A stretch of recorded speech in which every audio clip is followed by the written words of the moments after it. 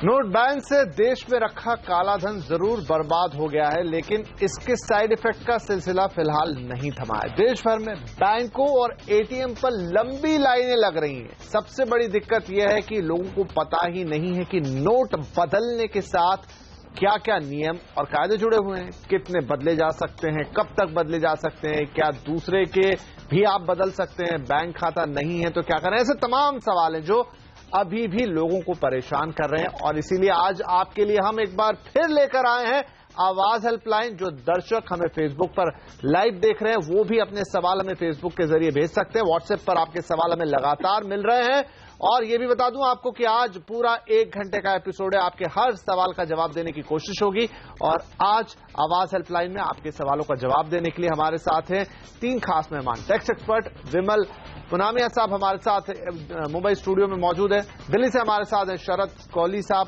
देश के जाने माने टैक्स एक्सपर्ट। और इतना ही नहीं, नोट के अलावा आपके पास लेन देन के क्या डिजिटल ऑप्शन है उस पर भी हम बात करेंगे। और हमारे कार्यक्रम में हमारे साथ जुड़ रहे हैं मोबीक्विक के फाउंडर और सीईओ विपिन प्रीत सिंह साहब। आप सभी का बहुत बहुत स्वागत है। तो शुरुआत हम एक सवाल से ही करेंगे। हमारे साथ सबसे पहले जो कॉलर जुड़ रहे हैं वो हैं ब्रिजमोहन साहब, फोन लाइन पर आ चुके हैं। ब्रिजमोहन जी, क्या पूछेंगे आप?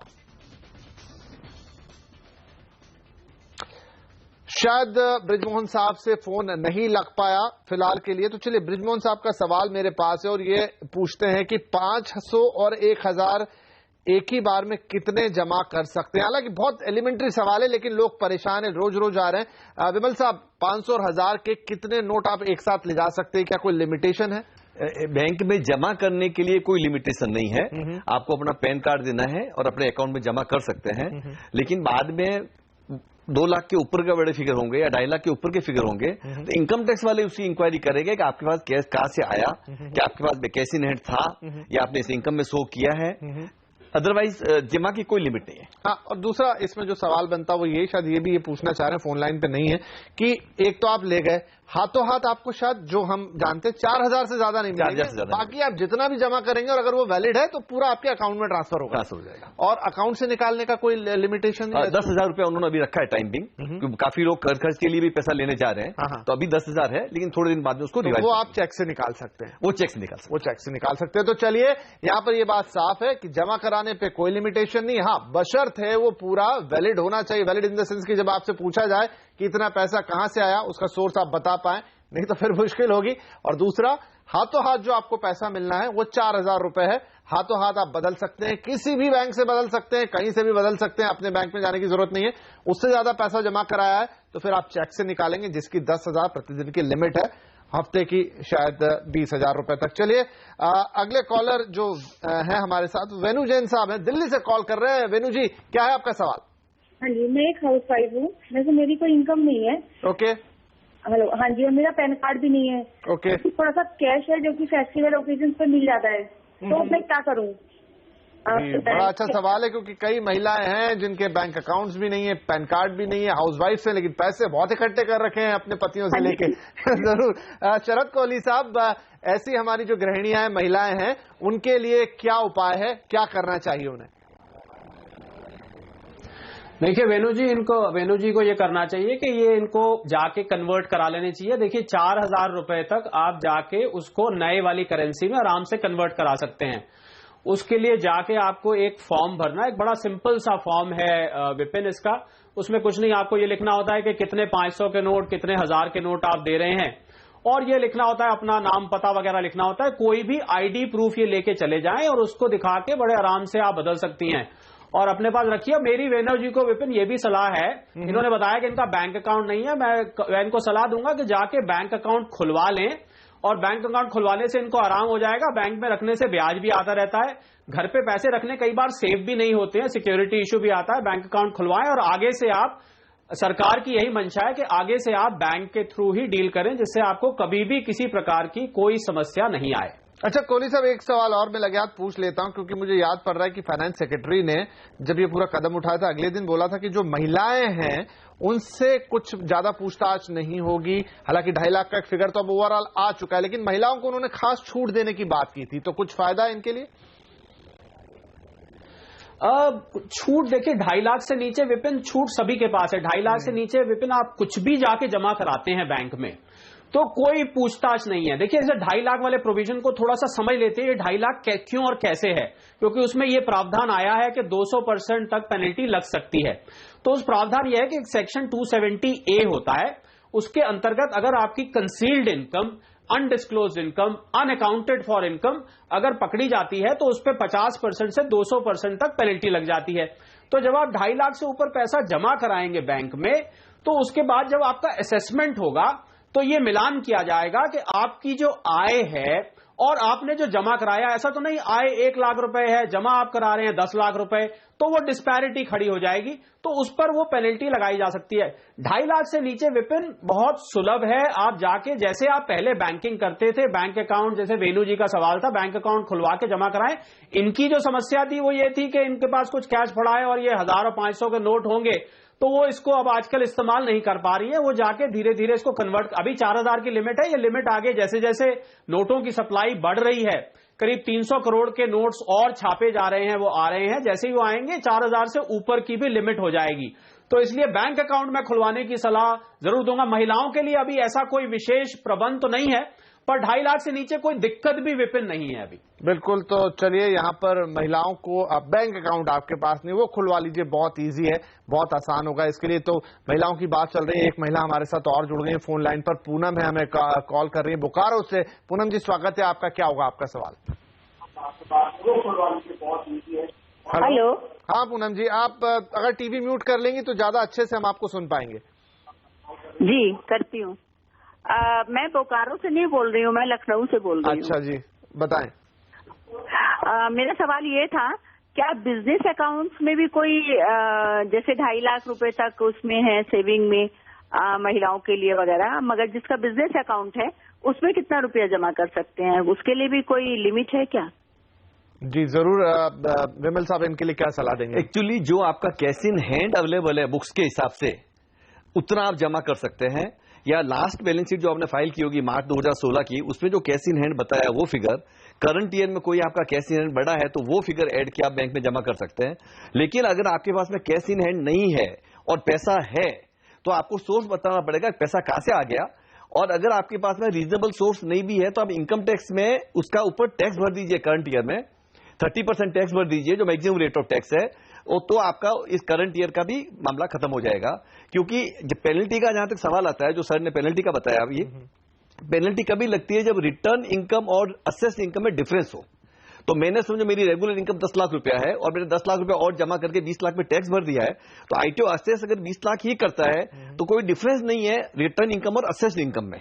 तो वो सिचुएशन में पेनल्टी का गुंजाइश कम होगा, पर आपको 33% देना पड़ेगा, टैक्स सरचार्ज के साथ देना पड़ेगा मिनिमम। चलिए, लेकिन वो 200% की पेनल्टी नहीं। अगर अपन नहीं बताएंगे आईटीओ सवाल जवाब करेगा और फिर अपन उसको एक्सप्लेनेशन नहीं दे सकेंगे कि पैसा कहां से आया, तो वो 200 टका पेनल्टी भी लगा सकता है। राइट, तो चलिए इन तमाम सवालों के बीच अब थोड़ी सी बात कर लेते हैं। विपिन प्रीत सिंह साहब हमारे साथ हैं। सर, बहुत सारे लोग क्योंकि परेशान हो रहे हैं, अब देखिए परेशानी तो धीरे धीरे ही सुलझेगी, सबके पास धीरे धीरे पैसे लौट के आएंगे, लेकिन हम लोगों को यही बताने की कोशिश कर रहे हैं कि अभी भी हो सकता है पूरे देश में ये उतना ज्यादा ना हो, लेकिन फिर भी एक रीजनेबल पॉपुलेशन के पास अभी हो चला है।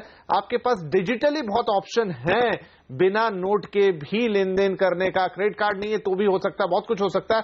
तो ये ऑप्शंस क्या हो सकते हैं अगर डिजिटली कोई चाहे बिना नोट के सिर्फ मोबाइल फोन के जरिए लेन देन कर ले? बिल्कुल, हमारे देश में एक्चुअली 100 करोड़ की 120 करोड़ की आबादी में से करीब 5-6 करोड़ लोग ऐसे हैं जो आज तक जिन्होंने ऑनलाइन डिजिटल पेमेंट्स की हैं।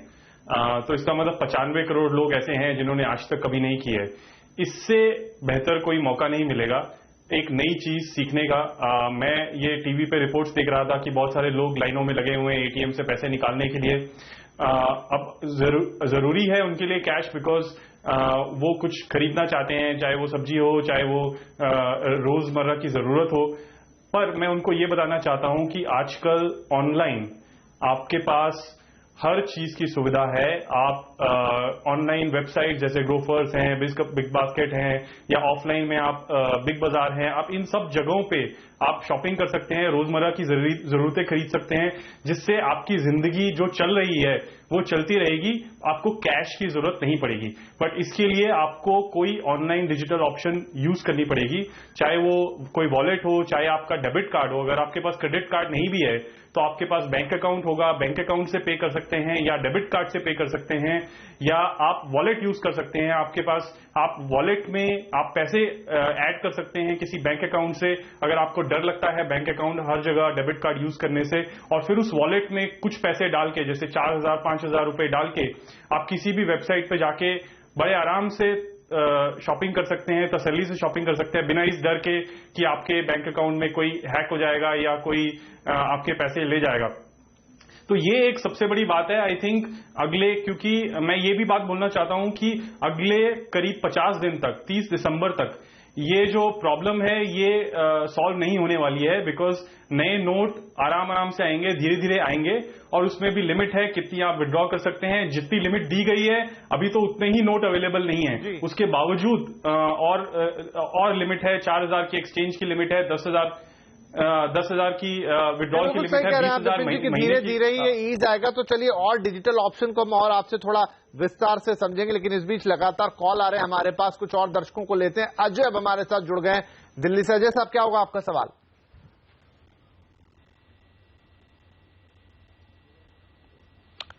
फिर से हम एक बार कोशिश करेंगे अजय से हमारी लाइन कनेक्ट हो, लेकिन इस बीच चेतन है हमारे साथ फोन लाइन पर। चेतन अग्रवाल फरीदाबाद से कॉल कर रहे हैं। चेतन साहब, क्या पूछेंगे?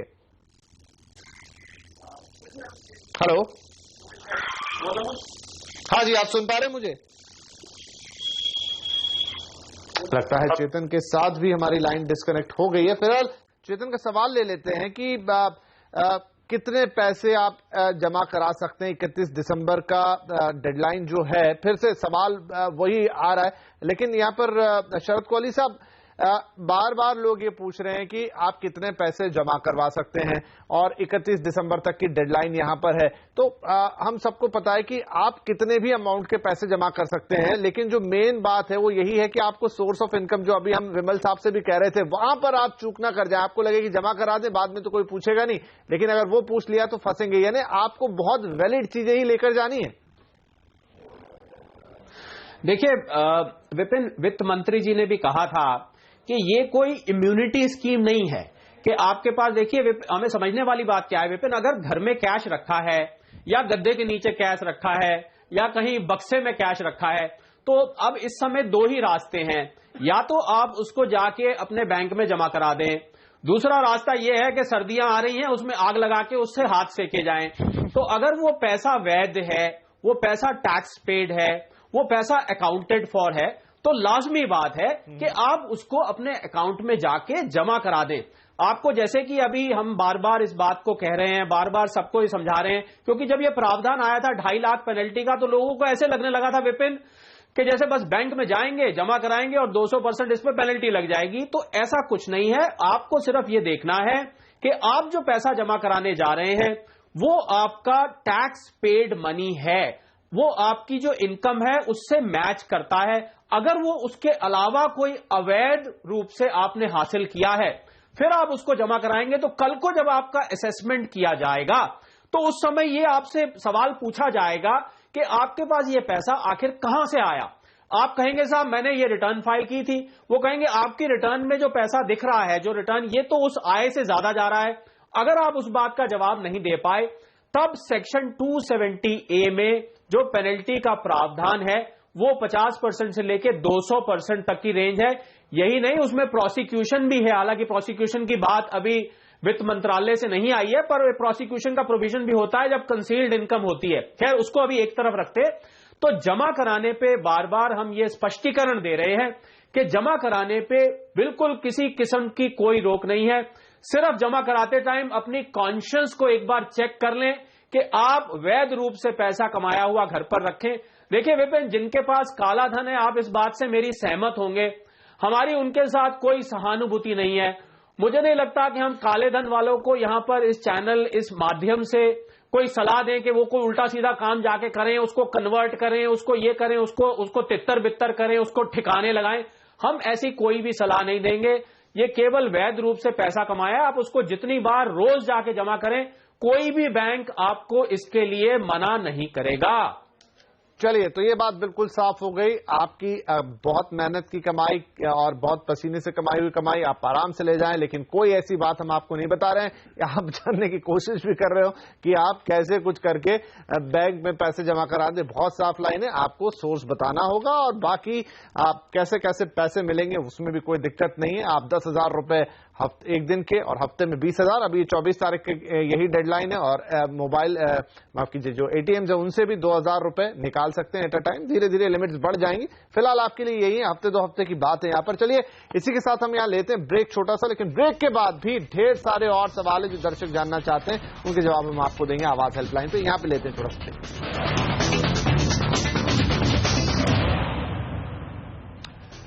तो नोट बैन से हम जानते हैं कि काफी लोग हो रहे हैं इस वक्त देश में परेशान, लेकिन आवाज हेल्पलाइन कर रहा है ऐसे लोगों की मदद की। आप क्या प्रिपरेशन से जाएं, क्या जानकारी आपके पास होनी चाहिए ताकि आप जाके वहां लाइन में परेशान ना हो और आसानी से आप अपनी नोट को बदल सकें। चलिए, अब हमारे साथ फोन लाइन पर है चैत्र शाह साहब। शाह साहब, स्वागत है आपका। क्या होगा सवाल आपका? हेलो। हाँ जी, पूछिए। मेरा एक अकाउंट है यूनियन बैंक में। वो मुझे बोल रहा है, वो यूनियन बैंक सूरत में है, तो उसमें हम 4 घंटे से लाइन में खड़े हैं और वो बोलते हैं कि 4 बजे के बाद हम पैसे नहीं लगे, और पुलिस वाले को बोल के वो सब हमको धक्का मारवा के बाहर निकाल देते हैं। तो उसका क्या करें? वो पहले बोलते हैं कि 4 लाइन में खड़े रहो, फिर 4 बजे ऐसे बोलता है कि पैसा ही नहीं है बैंक में। जी, बहुत अफसोस है कि ये इस तरह का बर्ताव आपके साथ हो रहा है। टेक्निकली क्या चीज है वो थोड़ा सा यहाँ क्लियर कर लेते हैं। शरद जी, क्या कोई, हमें जहां तक पता है बैंक खुले हैं, बैंकों ने अपनी डेडलाइन बनाई और 4 बजे तो कोई बैंक बंद होता नहीं वैसे भी, लेकिन क्या कोई इंस्ट्रक्शन है कि 4 बजे के बाद डिपॉजिट ना लिया जाए और जितना डिपॉजिट आया उसको कैलकुलेट करें वगैरह वगैरह? नहीं, ऐसी कोई इंस्ट्रक्शन नहीं है। बैंकों को पूरा कस्टमर्स का सहयोग करने की इंस्ट्रक्शन दी गई है। ऐसा हो सकता है कई बार बैंक में विपिन क्या होता है, पूरा स्टाफ नहीं आया होता या कोई स्टाफ की शॉर्टेज होती है, या आप जैसे चेंज करवाने जा रहे हैं या विड्रॉ कराने जा रहे हैं, तो किसी बैंक के पास ये देखा जा रहा है कि करेंसी समाप्त हो रही है, कि आपके पास जो उनका चेस्ट होता क्या है कि सब बैंक को अपने रीजनल और जोनल ऑफिसेज से एक चेस्ट के रूप में स्पेसिफाइड अमाउंट सुबह सप्लाई कर दिया जाता है। तो कई दफे बहुत ज्यादा भीड़ होने से, उनके अनुमान से अधिक लोग आने से वो पैसा समाप्त हो जाता है। तो इस हालात में बैंक मना करता है, पर फिर भी बर्ताव खराब करने का कोई भी जस्टिफिकेशन नहीं है। किसी बैंक को कोई अधिकार नहीं है कि किसी भी कस्टमर के साथ या पुलिस को लगा के या सिक्योरिटी गार्ड्स को लगा के किसी के साथ मिसबिहेव किया जाए। वो उनको ज्यादा से ज्यादा ये कह सकते हैं हाथ जोड़ के कि आज पैसा समाप्त हो गया, आप कल आ जाइएगा। इनके पास एक ये भी ऑप्शन है कि अगर ये कन्वर्ट कराने जा रहे हैं तो एक छोटा सा फॉर्म है, ये किसी और ब्रांच में भी जा सकते हैं। अगर इनको लग रहा है कि इस ब्रांच में ज्यादा पैसा नहीं है या ब्रांच कह रही है कि पैसा समाप्त हो चुका है, तो ये उसी बैंक की किसी और ब्रांच में या किसी भी बैंक में जाके जहां पर भीड़ कम है। ऐसा विपिन नहीं है कि सब बैंकों में लाइन लगी हो। ऐसा देखा गया है कि जो बैंक मार्केट के पास हैं, जो सेंट्रल एरियाज में लोकेटेड है, जो बहुत ज्यादा रेजिडेंशियल एरिया में लोकेटेड है, वहां पर भीड़ ज्यादा देखी जा रही है। जो ब्रांचेस थोड़ी सी शहर से हटके हैं या थोड़े से रिमोट एरियाज में है, वहां इतनी भीड़ नहीं है। तो इनको ये सलाह मैं दूंगा कि ये और किसी ब्रांच में जाके ट्राई करें, नहीं तो कल सुबह आए। और फिर भी अगर इनको दिक्कत आ रही है तो इसकी ये शिकायत भी कर सकते हैं। ये उसके बैंक के जो जोनल ऑफिस है, रीजनल ऑफिस है, उसमें जाके शिकायत दर्ज कराए कि इस बैंक ने हमारे साथ जो है बर्ताव ठीक नहीं किया, उन पे तुरंत कार्रवाई की जाएगी। राइट, तो चलिए, शिकायत का मौका लगे तो शिकायत भी जरूर कीजिएगा, पर एक ट्राई और मान लीजिए जो शरद कोहली जी आपसे समझा रहे हैं उन तरीकों से, नहीं तो फिर शिकायत भी बनती है। एक फेसबुक से सवाल ले लेते हैं। जॉय मुखर्जी साहब का पूछना चाह रहे हैं कि उन्हें 5 लाख एक साथ डिपॉजिट कराने, तो क्या कोई आसान तरीका इसका हो सकता है? विमल जी, क्या कोई अलग से आसान तरीका? बैंक में जाइए, स्लिप भरिए, पैसा डाल दीजिए। अच्छा, कोई चेक कर लीजिए। हाँ, आपके बैलेंस शीट में कैश इन हैंड है, हाँ, करंट ईयर में कोई पैसा आया है, वो नहीं है इनकम में ऑफर कर दीजिए उतना एक्स्ट्रा पैसा। राइट। और ये शायद पता नहीं, अब चूंकि ये सवाल फेसबुक से है, कोई टेक्निकली अगर ऐसा पूछना चाह रहे हैं कि क्या ये वो जो डिपॉजिट मशीन्स लगी रहती हैं, तो क्या 5 लाख जितनी रकम उन डिपॉजिट मशीन से जमा हो सकती है जैसी एटीएम मशीन होती है, कि नहीं इतनी बड़ी रकम नहीं जाएगी? मेरे ख्याल से काउंटर पे देना ज्यादा अच्छा रहेगा। सो बचे यहाँ पर जॉय मुखर्जी साहब, आप 5 लाख रुपए काउंटर पे ही जाके जमा कराएं, ज्यादा बेहतर होगा, और उसका जो भी हिसाब किताब है वो बैंक को दिखा दें, तो ये एक सबसे आसान तरीका होगा जिसमें आप किसी भी झमेले में नहीं पड़ेंगे। चलिए, बैंक वाला आपको सोर्स नहीं पूछेगा आप कहां से लेके आए, वो तो पैसा ले लेगा। जी जी। फिर इनकम टैक्स वाला बाद में पूछेगा, उसके लिए होमवर्क करके रखना चाहिए। राइट, तो थोड़ा सा यहाँ पर ध्यान रखें। चलिए, इसी के साथ हम लेंगे यहाँ पर एक और छोटा सा ब्रेक, और ब्रेक के बाद कॉल्स का सिलसिला, जवाबों का सिलसिला दोनों जारी रहेंगे।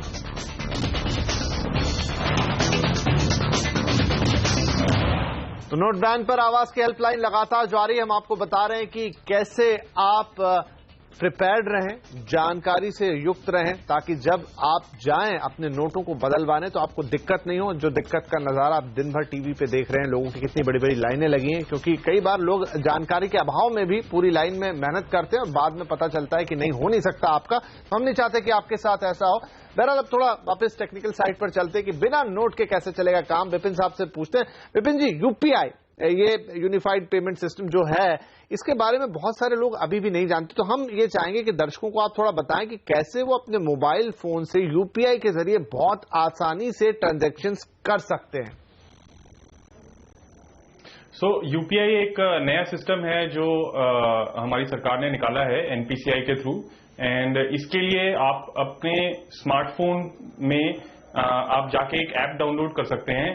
आपके पास जो भी बैंक है उस बैंक अकाउंट की ऐप आप डाउनलोड कर सकते हैं, और उसमें आप लॉगिन करके अपना यूपीआई का अकाउंट सेटअप कर सकते हैं। और एक बार आपने वो अकाउंट सेटअप कर लिया, उससे आप बहुत जगहों पे पेमेंट कर सकते हैं, बहुत आसानी से कर सकते हैं। एक सिंपल ओटीपी आएगा, एक सिंपल एड्रेस आएगा, और इस वर्चुअल एड्रेस और ओटीपी के थ्रू आप बहुत सारी जगहों पे ऑनलाइन पेमेंट कर पाएंगे। जी। और विपिन साहब, एक बात मैं जानता हूं, आपने कहा कि मोबाइल, लेकिन जो व्यक्ति जिसका बैंक में अकाउंट ही नहीं, फॉर एग्जांपल हस्बैंड का तो अकाउंट है, लेकिन वो वाइफ के लिए कोई यूपीआई ऐप, आईसीआईसी बैंक का पॉकेट हो गया, कुछ और हो गया, लेकिन वाइफ का अकाउंट नहीं है, लेकिन फिर भी वो पॉकेट का या किसी इस तरह के ऐप का इस्तेमाल कर सकती हैं?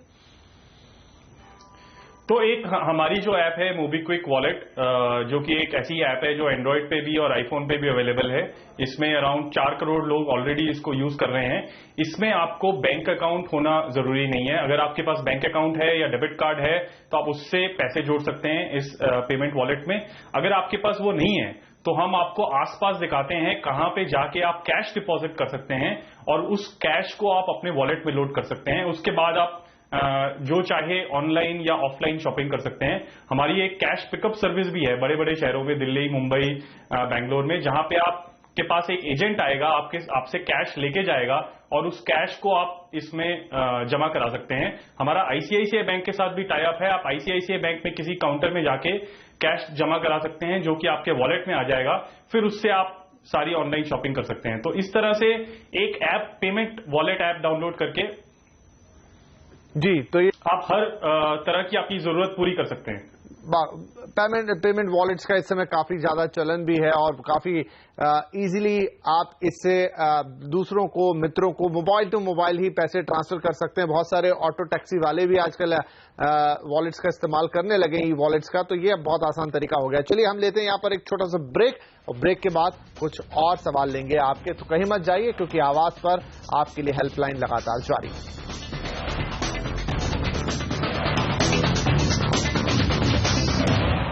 तो नोट बैन पर सीएनबीसी आवाज की हेल्पलाइन लगातार जारी है। आपके सवाल हमें लगातार मिल रहे हैं फेसबुक और व्हाट्सएप के जरिए। अब हमारे साथ साधना है फोन लाइन पर, हमें कॉल कर रही है। जी साधना जी, पूछिए आपका सवाल। एक्चुअली हमारे बच्चे हैं जो यूएस में रहते हैं। ओके। और उनके पास जैसे यहाँ से जाते हैं कुछ करेंसी 500,000 के पड़े हुए हैं, तो फिर वो कैसे कन्वर्ट होंगे? क्योंकि अभी तो तुरंत वो आ नहीं पा रहे हैं, तो उनके पैसे तो बर्बाद हो जाएंगे। तो आपके जो बच्चे हैं वो कब से विदेश में, क्या उनके पास एनआरआई स्टेटस है? बिल्कुल है, एनआरआई नहीं, वो लोग अमेरिकन सिटीजन है और वहाँ रह रहे हैं। अच्छा, ओके तो ओके। जरूर जरूर। उनके पास जो पड़े हुए हैं, मैं भी जाती हूँ तो बच्चों को कुछ दे के आती हूँ। बिल्कुल, तो अब उस पैसे का क्या होगा? बड़ा वाजिब सवाल आपने पूछा। शरद कोहली साहब, ऐसे लोग जो विदेशी नागरिक हैं या एनआरआईज हैं और उनके पास वहां कुछ पैसा है, तो वो अब उसका क्या करें? जी हाँ विपिन, ये साधना जी ने बहुत अच्छा सवाल पूछा है। बहुत सारे एनआरआईज हैं जिनके ये प्रश्न आ रहे हैं कि उनको अब क्या करना चाहिए, क्योंकि वो तो यहां से दूर बैठे हैं। देखिए, इनके सामने दो रास्ते हैं। पहला रास्ता तो अगर वो अमेरिकन सिटीजन भी है, पर क्योंकि वो भारतीय मूल के हैं, ठीक है, उनको हम ओसीआई बोलते हैं, ओवरसीज सिटीजन ऑफ इंडिया, या हम पीआईओ कहते हैं, पर्सन ऑफ इंडियन ओरिजिन। तो उनके सामने दो रास्ते हैं। एक रास्ता तो ये है कि उनकी देश में, मुझे नहीं पता वो कौन से देश में है, पर अमूमन सभी देशों में बहुत सारे बैंकों ने अपनी ब्रांचें खोली हुई हैं। आईसीआईसीआई ऐसा बैंक है जिसने सबसे ज्यादा ब्रांचेस खोली हुई है, और भी स्टेट बैंक है, नेशनलाइज्ड बैंक में पंजाब नेशनल बैंक है, जिन्होंने ब्रांचेस इन विदेशों में खोली हुई हैं। तो या तो ये उसमें जाके, जो इनका, आई एम श्योर इनका कोई एनआरआई एनआरओ अकाउंट होगा जो कि विदेश से भी ऑपरेट होता है, वहां जाके ये उसको जमा करा दें। दूसरा रास्ता इनके पास ये है कि 30 दिसंबर तक ये अपनी माताजी से इंडिया में मिलने आ जाए, इसी बहाने मिलना भी हो जाएगा और आके जमा करा दे। नहीं तो 31 मार्च तक भी अगर ये आ जाते हैं, तो आपको याद होगा कि जो वित्त मंत्रालय से जो डायरेक्टिव्स आए हैं उसके अंतर्गत 30 दिसंबर के बाद पर 31 मार्च 2017 तक रिजर्व बैंक की कुछ स्पेसिफाइड ब्रांचेस उस कैश को फिर भी लेंगी। तो इनके सामने ये दो रास्ते हैं, या तो बैंक में जमा कराते हैं, नहीं तो अपनी माताजी से मिलने आप नव वर्ष में आ जाए ना, और इसी बहाने मुलाकात भी हो जाएगी और यहां आके उसको बैंक में जमा भी हो जाएंगे। इन दो रास्तों के अलावा विपिन, साधना जी के पास कोई तीसरा रास्ता मुझे नजर नहीं आता है। शरद साहब, यहाँ पर एक सवाल और है मोहम्मद पीटोल वाला साहब का, जो उन्होंने फेसबुक पे हमें भेजा है। वो भी बाहर रहते हैं, कुवैत में रहते हैं, लेकिन उनके साथ एक यहाँ पर ट्विस्ट है। वो है कि वो कह रहे हैं कि उनका कोई एनआरआई अकाउंट नहीं है और उनके पास 1000 रुपए के कई सारे नोट हैं, तो वो क्या कर सकते हैं? जी हाँ, उनके पास भी एक विकल्प उपलब्ध है विपिन। ऐसा नहीं है कि मोहम्मद जी के पास कोई विकल्प नहीं है। देखिए, कुवैत में मेरी जहां तक जानकारी है, वहां पर भारतीय बैंकों की मौजूदगी है, वहां पर भारतीय बैंक हैं, मुझे ऐसी पक्की जानकारी है। तो उन बैंकों से ये संपर्क करें, वहां पर अकाउंट खोला जा सकता है। किसी भी पीआईओ को, किसी भी ओसीआई को, किसी भी एनआरआई को, या भारत से बाहर जो नौकरी पेशा करने गया हुआ है, उसको हमेशा ये ऑप्शन रहती है कि वो बाहर बैठे बिठाए अपना वहां पर किसी भारतीय बैंक में अकाउंट खोल सकता है। अगर ये उस ब्रांच में, कुवैत एक बहुत छोटी सी जगह है और उसका कैपिटल भी कुवैती है, वहां कुवैत में शहर में किसी भी भारतीय ब्रांच से संपर्क करें, अपना अकाउंट खुलाएं, 2-3 दिन में अकाउंट खुल जाता है। जैसे ही अकाउंट खुल जाता है मोहम्मद जी, आप अपने पैसे जाके जमा कराएं, आपके पैसे पूरी तरह से सुरक्षित हैं। ये ना सोचें कि आप भारत से बाहर गए हैं और ये प्रधानमंत्री जी ने ये एक सर्जिकल स्ट्राइक कर दी करेंसी के ऊपर, तो आपके ये पैसे तो नष्ट हो गए। ऐसा नहीं है। अकाउंट खुलवाएं और पैसे जमा कराएं और आपके पैसे अकाउंट में ये क्रेडिट हो जाएंगे। चलिए, तो यहाँ पर मोहम्मद साहब कोई दिक्कत नहीं है आपको, बस अकाउंट खुलाना है, इतनी मेहनत आपने करनी है और बाकी कोई प्रॉब्लम आपको नहीं होगी, आप कुवैत में हो, किसी और देश में हो। चलिए, अब एक कॉल आ रहा है हमारे पास सुनील खोसला साहब का, अहमदाबाद से। सुनील जी, क्या पूछेंगे आप? Hello sir. हाँ जी, बताएं।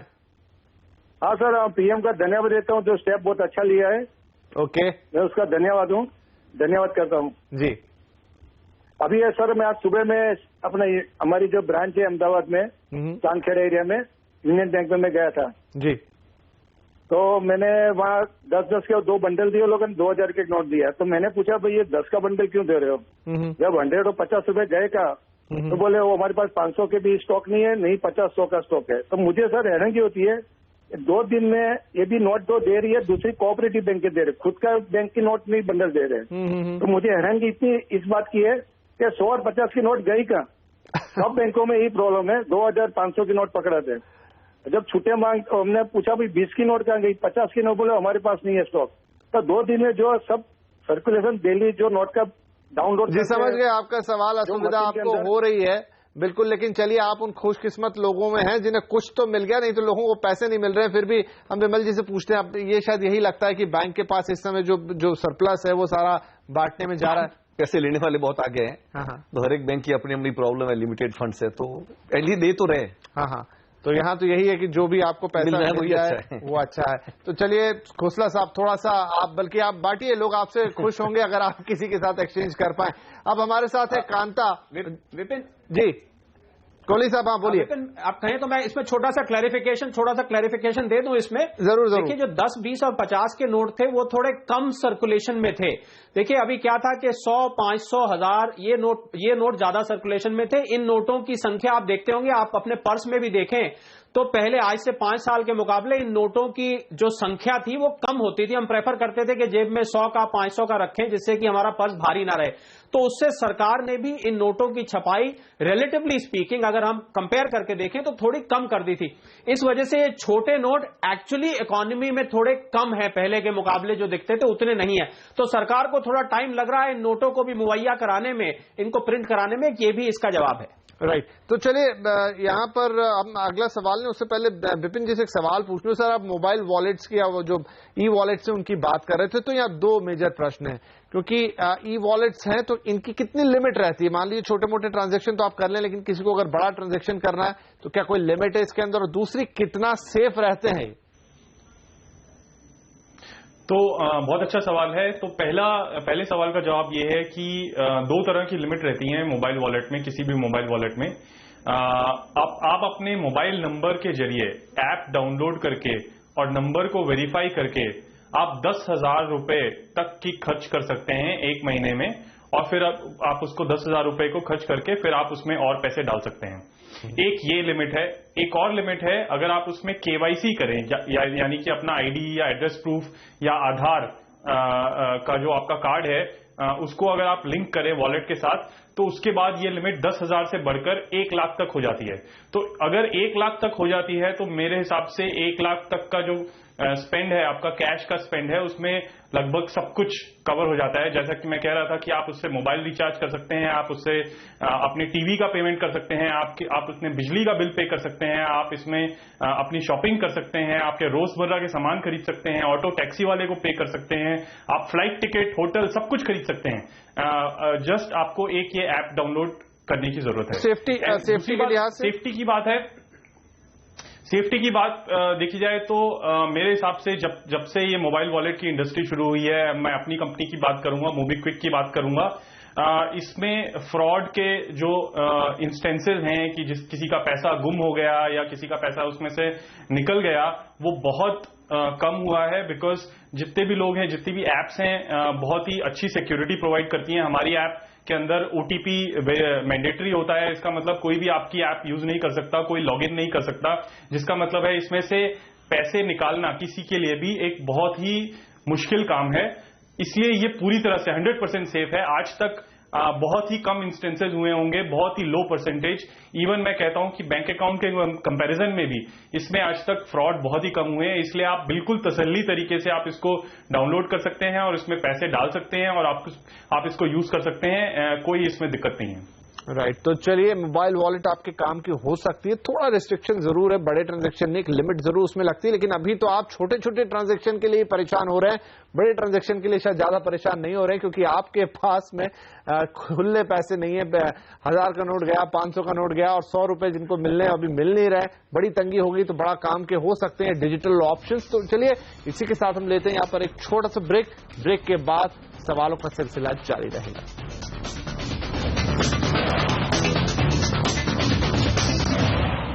तो नोट बैन से हो गई है परेशानी, लेकिन आवाज पर लगातार आपके लिए जारी है हेल्पलाइन। आपके सवाल भी हमें लगातार मिल रहे हैं और हम कोशिश कर रहे हैं कि आपके लिए इस वक्त पर हम आसान बनाएं आपके लिए सिलसिला। इस फोन लाइन पर हमारे साथ आ गई है कांता। कांता, पूछिए आपका सवाल क्या होगा। सर जब हम मतलब किसी के घर में शादी हो तो जैसे शॉपिंग के लिए जाना हो तो पॉसिबल तो नहीं है उसके पास 100 के नोट हो, ऐसा तो है नहीं। बिल्कुल। तो उनके पास मतलब 500 के, 1000 के, और ज्यादातर लोग अपने घर के अंदर 500 के, 1000 के नोट ही रखते हैं। और शॉपिंग के लिए जाते हैं तो भी वो ऐसे चेंज पैसे नहीं लेके जाते, तो उनके लिए फिर वो प्रॉब्लम हो जाती है। और बैंक में जो एक दिन मतलब 2000 ही देते हैं, तो क्या 2000 में वो सब जरूरत की चीजें खरीद पाएंगे? नहीं, बिल्कुल सही है। तो आप लेकिन पूछना क्या चाह रही हैं हमसे? हमसे मैं यही पूछना चाहती हूँ कि पॉसिबल नहीं है ना कि 2000 अगर हम दुकान पे 2000 ये तो आपकी समस्या हो गई, बिल्कुल सही है कि पॉसिबिलिटी नहीं है, तो लेकिन क्या कैसे मिलेगा? हाँ वो तो देखिए आपकी समस्या हो गई, लेकिन क्या आप ये सवाल पूछना चाह रही हैं जो मैं समझ सकता हूँ कि क्या अभी भी आप जाकर आपके पास जो 500,000 के नोट हैं उनसे शॉपिंग कर सकती हैं, क्योंकि आपको लग रहा है कि भाई आप तो सामान खरीद रही हैं, सामने वाला भी आपको रिसिप्ट पे ही दे रहा है, यानी कि सब कुछ व्हाइट में नंबर 1 है ना सर जी। हाँ, लेकिन वही है, इसीलिए मैं आपसे बात कर रहा हूँ। विमल साहब, क्या ये संभव है कि लोग अभी भी पैसा लेते रहें या नहीं? 8 तारीख के बाद जहां सिर्फ जिनको अलाउ किया है वही ले सकते हैं, वो रिसिप्ट के अगेंस्ट भी पैसा नहीं ले सकते? 8 तारीख के बाद में जिनको अलाउ किया वही ले सकता है, दूसरा कोई ले नहीं सकता है। 8 तारीख को 12 बजे तक जिसने ले लिया वो ले लिया, उसके बाद अलाउड नहीं है। सच्ची में प्रॉब्लम आ रही है, लोगों के घर पे शादी है, पैसा 500,000 के निकाले हुए हैं, सामान खरीद नहीं सकते। उनका मेरे को लगता है एक ही ऑप्शन है कि वो पैसा बैंक में डाल देवे और जहां पे पेमेंट करना है वो आरटीजीएस करके या चेक से पेमेंट करें। हाँ, तो कांता जी देखिए, ऐसे में यही है कि अब आपको चेक का इस्तेमाल करना होगा, अब आपको आरटीजीएस और इस तरह के जो दूसरे तरीके हैं उन्हीं का इस्तेमाल करना होगा। हम तकलीफ को समझ रहे हैं, लेकिन उसके अगेंस्ट में आपके पास फिलहाल ये तरीके हो सकते हैं। ज्यादा रिलेटिव को लाइन पे खड़ा कर लो, हाँ, या फिर आप सहयोग करें। अच्छा, ये जब आपने बोला तो मैं भी ये जानना चाह रहा था, कुछ लोगों का फेसबुक पे सवाल भी आ रहा है कि जो 4,000 रुपए निकालने का है ये कितनी बार कर सकते हैं? प्रैक्टिस में तो आदमी 10-10 बार निकाल रहा है। एक दिन में एक आदमी 10 बैंक में जाता है, सब जगह 4-4 हजार लेके आ रहा है और रोज लाइन में खड़े हो ही सकते हैं। तो अभी ऐसा कोई चेक तो है नहीं इलेक्ट्रॉनिकली, तो निकाल तो रहे सब, तो निकाल सकते हैं। आप थोड़ा सहयोग ले लें। अगर शादी है आपके घर में तो कुछ लोग चले जाएं और ऐसी कोई रोक भी नहीं है, जैसा विमल कुमार साहब यहाँ पे हमें बता रहे हैं। तो अभी शायद थोड़ा ऐसे ही मैनेज करना पड़े। आपकी तकलीफ को हम जरूर समझ रहे हैं, लेकिन चेक का इस्तेमाल करें, ज्यादा लोग जाके पैसे एक्सचेंज कर लें, थोड़ा अपने आस पड़ोसी या दूसरे लोगों से मदद ले लें। फिलहाल के लिए आरटीजीएस का प्रयोग करें तो शायद आपकी समस्या यहां पर हल होगी। अब एक सवाल मेरे पास और है परेश मालू साहब का। शरद साहब ये पूछना चाहते हैं कि इनका करंट अकाउंट है और इन्हें लोगों की 10 लाख रुपए की पेमेंट करनी है, तो ये कितने तक लोड कर सकते हैं अपने करंट अकाउंट को? देखिए, करंट अकाउंट का अभी विपिन जैसे विमल जी ने भी बताया था कि करंट अकाउंट आपकी बुक्स में जो कैश इन हैंड दिख रहा है, जो आपके खाते बता रहे हैं कि आपके पास ये कैश इन हैंड है, उतना पैसा आप जाके आराम से जमा कर सकते हैं। देखिए विपिन, देखना क्या है कि बहुत सारे लोगों का जो मंशा है, अगर उनके पास ऐसा धन पड़ा है जो कि आज तक जो है ये थोड़ा बहुत काला धन रखना जो है बड़ा नॉर्मल चीज मानी जाती थी। अब क्या हो गया है कि इन प्रावधानों के आने से, 1000 और 500 के नोट आने से सब बिजनेसेस में अगर कहीं कुछ ऐसा है तो वहां पर ज्यादा समस्या खड़ी हो रही है। पर हम ऐसा मान के चलते हैं कि इनके साथ ऐसा नहीं है। तो आप अपने खातों में देखें कैश इन हैंड कितना खड़ा हुआ है, कैश इन हैंड से मैच करती हुई फिगर आनी चाहिए। अगर वो मैच नहीं कर रही है तो कहीं ना कहीं खातों को आपको दोबारा से नजर मारनी पड़ेगी। आपको देखना पड़ेगा कहीं कोई गलती तो नहीं हो रही है जिसकी वजह से ये कैश फालतू आ रहा है। तो आप जाके अपने अकाउंट को जितना कैश इन हैंड है उतना लोड कर दें और लोड करने के बाद अपने सप्लायर्स को चेक से या आरटीजीएस से आप आराम से पेमेंट कर सकते हैं। जी चलिए, और एक कॉल हमारे पास आ रही है सऊदी अरेबिया से। सावन कुमार साहब, फटाफट एक कॉल ले लेते हैं, ब्रेक पे जाए उससे पहले। सावन जी, क्या पूछेंगे आप?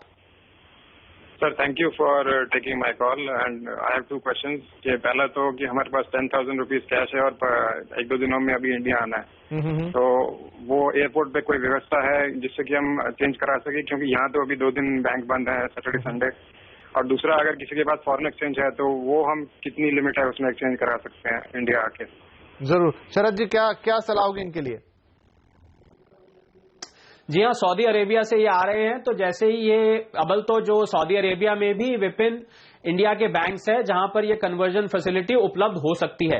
पर अगर किसी वजह से सऊदी अरेबिया में, ये रियाद में, जेड्डा में, जहां पर भी है, मान लीजिए नहीं हो पा रही है, तो जैसे ये एयरपोर्ट पहुंचेंगे, जिस भी शहर में अगर कोई बड़ा एयरपोर्ट है, जो मुंबई, दिल्ली, बैंगलोर, हैदराबाद के जो मेट्रो के एयरपोर्ट्स हैं, वहां पर विपिन सभी बैंकों ने अपने काउंटर्स खोले हुए हैं।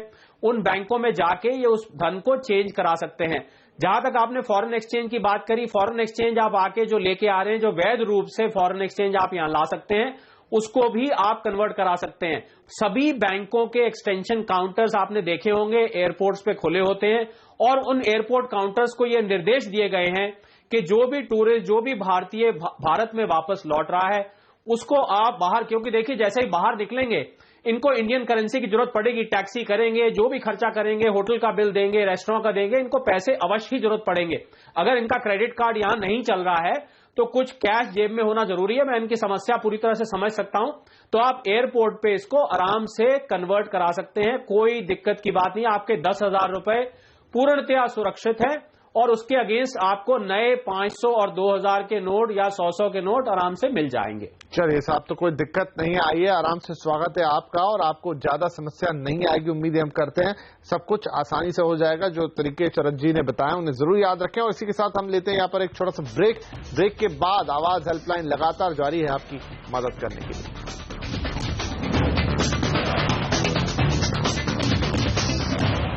तो नोटबैन पे आवाज हेल्पलाइन लगातार जारी है और आगे हम इसके अंतिम पड़ाव पे, जहां पर एक प्रश्न मेरे मन में था वो मैं अपने पैनलिस्ट से पूछना चाहूंगा। पहले विमल जी आपसे कि एग्रीकल्चर इनकम हम सब जानते हैं कि उस पर टैक्स नहीं लगता है, तो क्या उस चीज का कोई दुरुपयोग हो सकता है, कोई उसका फायदा उठा सकता है खुद किसान या किसान के साथ कोई मिलकर? किसान का अगर खुद का पैसा है और वो बैंक में जाके जमा करेगा, इनकम टैक्स वाला जब भी पूछेगा वो कहेगा मेरी इनकम है, एग्रीकल्चर इनकम है, तो उसके पास में कितनी जमीन है, उस एरिया में क्या प्रोडक्ट होता है, कितना प्रोडक्ट होता है, 10% प्लस माइनस तो चलो एडजस्टमेंट होता है, किसका सेविंग ज्यादा होता है, किसका नहीं होता है। लेकिन अगर वो किसी दूसरे आदमी का पैसा लेके जमा करेगा तो तकलीफ में आ जाएगा, क्योंकि वो टैली नहीं कर सकेगा और फिर मनी लॉन्ड्रिंग एक्ट और दुनिया भर के प्रॉब्लम चालू हो जाएंगे। और जैसा पहले अभी सर जी ने बताया था कि प्रोसिक्यूशन तक जा सकता है। इसके लिए बेटर है कि अपना खुद का अगर पैसा है, एग्रीकल्चर का पैसा है, अब जाके जरूर जमा करो, कोई प्रॉब्लम नहीं आएगा। लेकिन दूसरे को हेल्प करने के लिए कोई आदमी करेगा, मिसयूज करेगा तो तकलीफ में आ सकता है। राइट। शरद कोहली साहब, आपका कोई राय इस पर? जी हाँ, बिल्कुल। मैं विमल से पूरी तरह, विमल जी से सहमत हूं कि देखिए बहुत सारे लोगों के दिमाग में ना अब हो क्या रहा है विपिन, बड़े नए नए आइडियाज आ रहे हैं कि कुछ तिगड़म मिल जाए, कुछ जुगाड़ बन जाए कि पैसा जो रखा है वो बैंक में ना जमा करना पड़े, किसी तरह से उसको इधर उधर से रूट कर दें। तो आपने बिल्कुल ठीक कहा, बहुत सारे लोगों के दिमाग में ये ख्याल आ रहा है और ऑल ऑफ ए सडन ये सोचा जा रहा था कि किसान बहुत अमीर दिखने वाले हैं। तो अमीरी जो आपने बात कही वो इसी से दिखने वाली थी कि लोग किसान के कंधे पे रख के बंदूक चलाना चाहते थे कि हम साहब के किसी किसान को दोस्त बना के उसके अकाउंट में जमा करा देंगे। तो जैसा विमल जी ने कहा है, बिल्कुल बिल्कुल उचित बात बोली है कि फाइनेंस मिनिस्ट्री की क्लियर डायरेक्टिव है कि किसानों के अकाउंट देखे जाएंगे, उनकी जो यील्ड होती है, देखिए जितने हेक्टर की जमीन है उस पे जो भी उत्पाद वो लगा रहे हैं वो मार्केट में कितने का बिकता है, इसका आकलन करना कोई बहुत मुश्किल काम नहीं है। तो मान लीजिए आपकी 10 एकड़ की जमीन है और आपको साल में 10 लाख रुपए का जो है सेल होती है और आपके किसी दोस्त साहब ने जो है वो कहा कि लीजिए साहब मेरा 10 लाख रुपए आप अपने अकाउंट में जमा करके और मुझे दे दीजिएगा, आप तो किसान है, आपके ऊपर तो टैक्स लगता नहीं है, तो 20 लाख हो गया। अब 10 एकड़ की जमीन पे जैसे ही 20 लाख असेसिंग अथॉरिटीज को, इन्वेस्टिगेशन अथॉरिटीज को दिखाई देगा तो तुरंत वो ये समझ जाएंगे कि इन्होंने जरूर किसी ऐसे से दोस्ती कर ली है जो कि इनको पैसा दे रहा है और ये इनका पैसा नहीं है। मैं पूरी तरह से इस बात से सहमत हूं और विपिन आपने बड़ी अच्छी बात ये उठाई, क्योंकि लोगों के दिमाग में ये जो है ना, ये आइडियाज खूब पनप रहे हैं आजकल के, कोई तरीका मिल जाए, कोई रास्ता मिल जाए, कोई रास्ता निकल आए जहां से हम इसको बच के निकल जाए, पर ऐसा होने वाला नहीं है। बिल्कुल, तो ऐसा ना हो कि आपके किसान दोस्त भी आपके चक्कर में फंस जाएं। बिल्कुल, यही कोहली साहब कार्यक्रम का उद्देश्य भी था कि लोगों की जो आम क्वेरीज है उनके अलावा हम ऐसे मिसकंसेप्शंस या कुछ अगर दिमाग में खुराफात चल रही हो तो उसको भी साफ कर दें कि ऐसा कर लें और पता चला आज तो कर दिया लेकिन कल बड़ी मुसीबत में फंस गए। तो आवाज हेल्पलाइन की यही कोशिश थी कि लोगों को सही दिशा बताई जाए, पूरी जानकारी दी जाए ताकि उन्हें किसी प्रकार की तकलीफ न आए। आप सभी का इस कार्यक्रम में शामिल होने के लिए बहुत धन्यवाद। नमस्कार।